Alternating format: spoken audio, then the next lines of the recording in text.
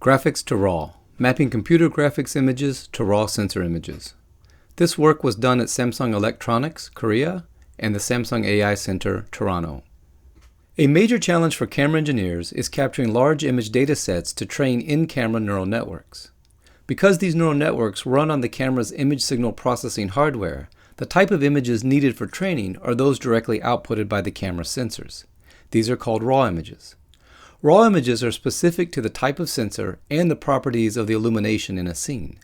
Capturing RAW images under different lighting conditions is time-consuming and tedious. One solution is to use computer graphics to synthesize images. The problem, however, is that computer graphics images do not look like RAW images. We need a way to convert graphics images to have the properties of a sensor RAW image. To understand the problem, we need to first understand how RAW images are created. The physical world consists of light in the visible spectrum. Different sensors have different sensitivities to this spectrum as shown in these plots. Because the sensors have different spectral sensitivities, they record light differently. In addition, different light sources such as sunlight, LEDs, or fluorescent lighting have different spectral properties. The light source creates a color cast in the RAW image. The user does not see this color cast caused by the light source because the ISP applies a white balancing step to correct it. In terms of color appearance, graphics images are much simpler. They start with a 3D model and render the scene to a standard color space such as sRGB. Graphics images do not require white balance correction. Our goal is to convert graphics images to look like RAW images.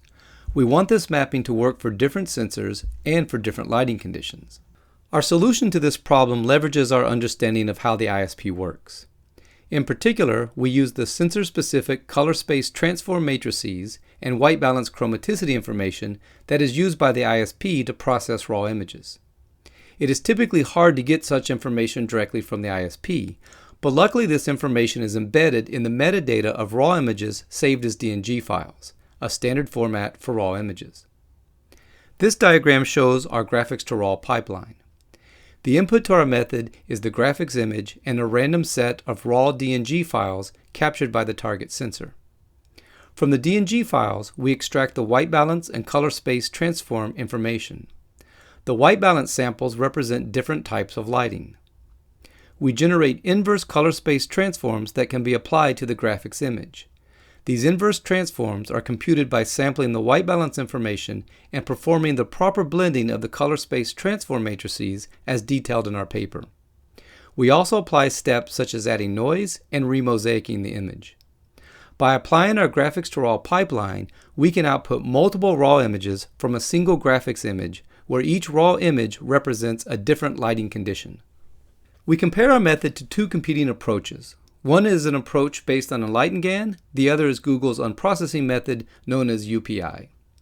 Here we show the different RAW images produced by the various methods. By looking at the RAW images, it's hard to see the difference.